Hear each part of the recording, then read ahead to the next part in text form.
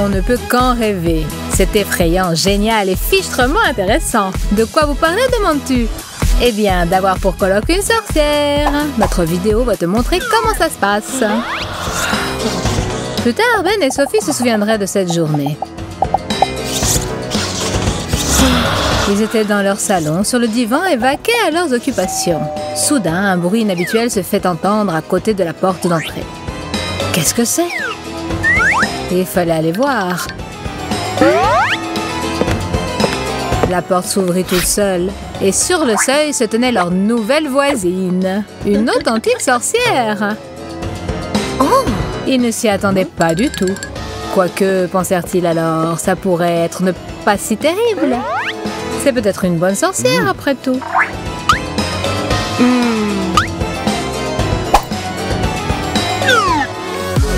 Avec l'arrivée de cette sorcière, apparurent des tours de magie à couper le souffle. Chaque jour apportait son lot d'inattendus, d'intéressants, de captivants. En ce moment, les jeunes ont très envie de savoir ce que la sorcière est en train de lire. Mais apparemment, il fourre le nez là où il ne faut pas et ça énerve leur invité. Elle a donc décidé de leur montrer de quoi elle est capable, simplement pour maintenir la discipline. Le verre se déplace. Ça, c'est de la vraie magie. Oh, oh, ça inspire le respect. Avec une magicienne si puissante, il vaut mieux se tenir à carreau. Mais on peut aussi lui faire comprendre qu'elle n'est pas la seule ici à maîtriser la sorcellerie. Les jeunes, trouvez quelque chose, sinon vous tomberez sous la coupe de cette petite dame en chapeau noir. Il faudra que ça fasse de l'effet pour impressionner à 100%.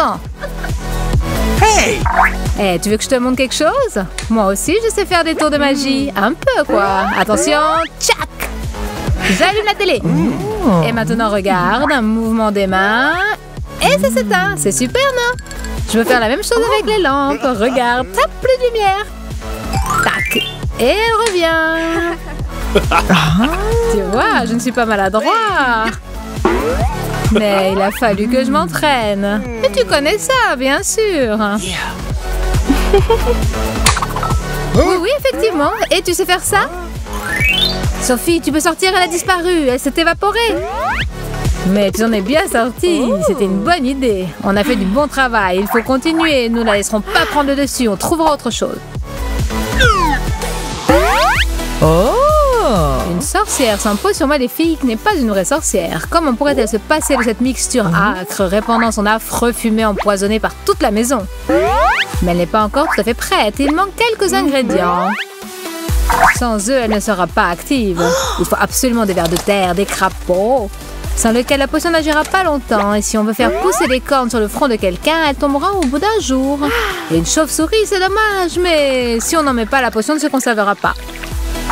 Ma petite araignée, excuse-moi, mais à ta place, c'est aussi dans la marmite. Maintenant, bien remuer, 66 tours exactement. En sens contraire des aiguilles d'une montre, c'est prêt. L'odeur renversante. Ben et Sophie sont sous choc car tout l'appartement est envahi par cette puanteur. Écœurant! Mais la sorcière ne remarque pas que son brouet ne plaît pas à ses amis.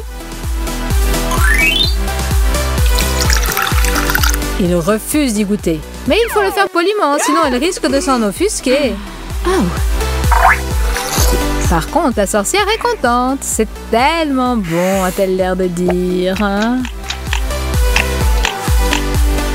Mais Ben n'est pas sans ressources. Il a encore trouvé quelque chose. Écoute, tu n'aurais pas un peu de cette friandise? Un gâteau aux grenouilles au ver de terre. Un délice. Vas-y, goûte, ça va te plaire. Nous aimons tellement ça avec Sophie. Ces grenouilles et ces vers seront vraiment à ton goût.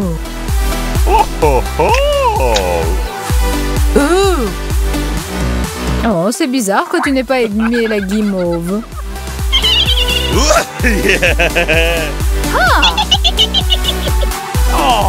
Mais ne te fâche pas, c'était juste une plaisanterie. Il y a encore beaucoup de choses de la vie courante d'une sorcière doit apprendre, par exemple le maquillage. Sophie maîtrise cet art antique depuis longtemps et l'applique à la perfection. Mais pour la sorcière, c'est nouveau. Elle ne comprend pas très bien pourquoi on doit s'enduire le visage de peinture. Mais elle trouve que ce n'est pas laid. Montre-moi ce que tu fais là. Et moi, je voudrais m'en mettre aussi. Rends-moi aussi belle que toi. Oh, mais qu'est-ce que c'est que ce truc? La patte d'un chat noir? Elle sert à quoi, cette patte? Ah, tu as fait ça comme ça?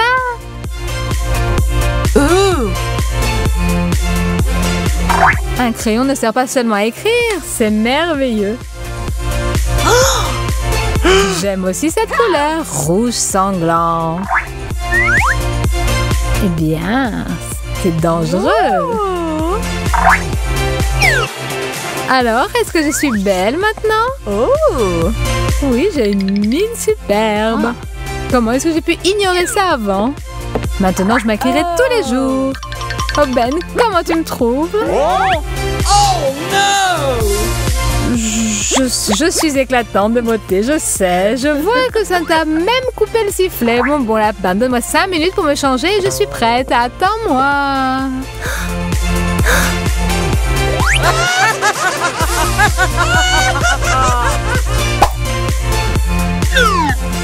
Quand votre coloc est une sorcière, il se produit tout le temps des choses bizarres.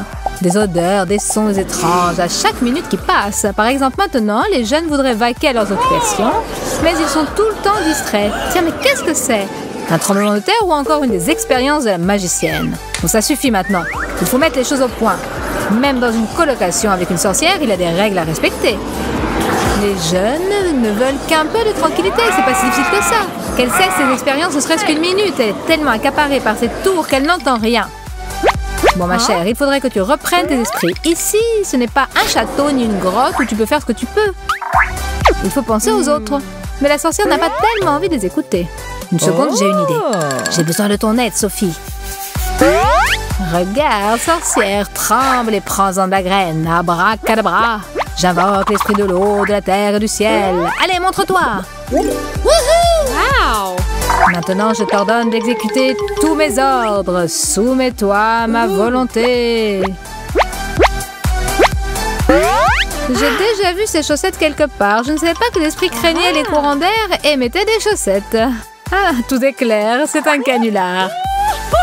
Allez, Sophie, j'ai compris. Ce n'était pas mal comme phare. J'ai failli m'y laisser prendre. Très amusant. Tu peux sortir de sous ce drap, ma chère. Je vous ai démasqué. Vous êtes vraiment trop drôles tous les deux. Ben, arrête tes pitreries. Ce n'est plus la peine. Arrêtez votre cirque. Fais signe à ta complice.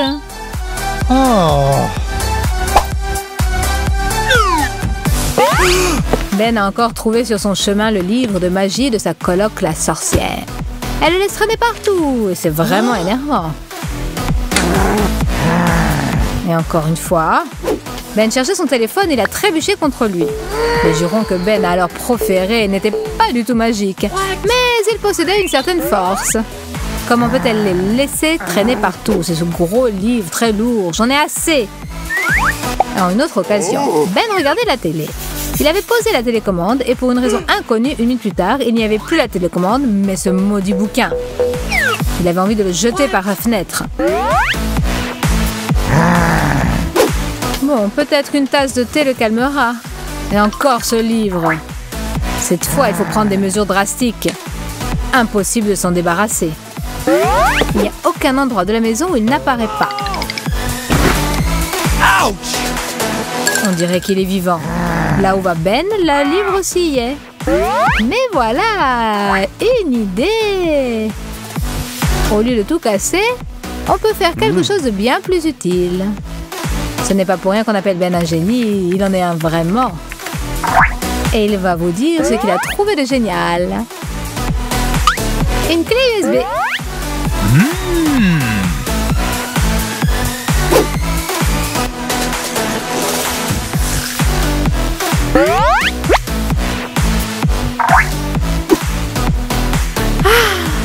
Tu cherches quelque chose? Tu es en âge?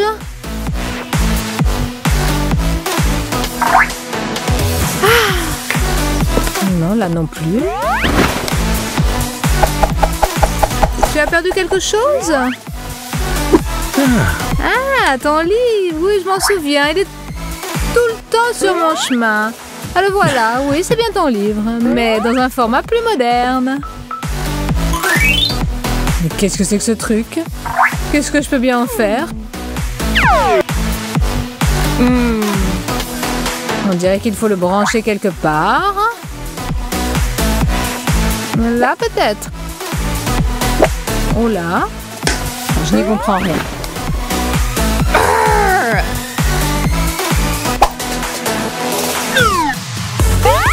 Une sorcière crée son atmosphère particulière partout où elle va. Et bien entendu dans sa chambre. Ce n'est pas très confortable, mais mystérieux et magique. Sophie n'y rentre pas souvent. Et à vrai dire, ça ne lui plaît pas non plus. Des araignées, de la poussière, toutes sortes de choses étranges. Est-ce qu'on ne pourrait pas ranger un peu? Elle a transformé sa chambre en une espèce de débarras. Ça ne va pas du tout.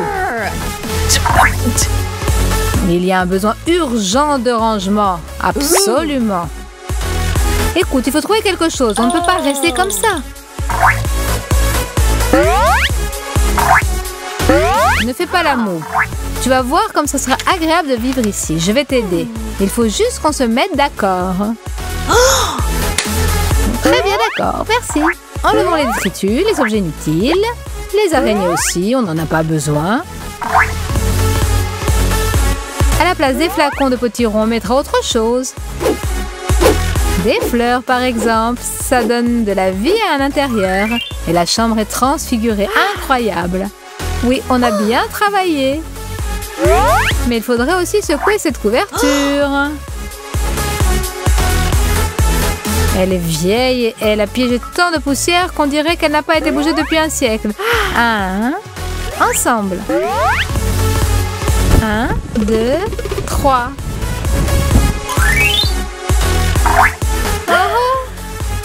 Comme tu as changé. Tu es vraiment classe.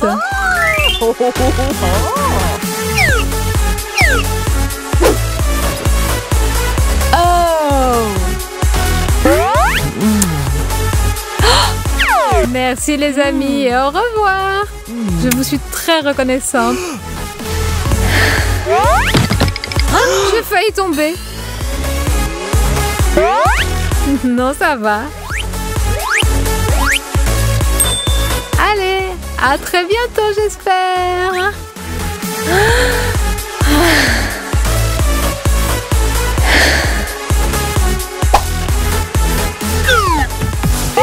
Notre vidéo vous a plu, regarde notre bêtisier et n'oublie pas de t'abonner, mets des likes et partage notre vidéo avec tes amis, sinon ils se vexeront. À très bientôt sur notre chaîne avec une nouvelle vidéo, ne la manque pas. À bientôt.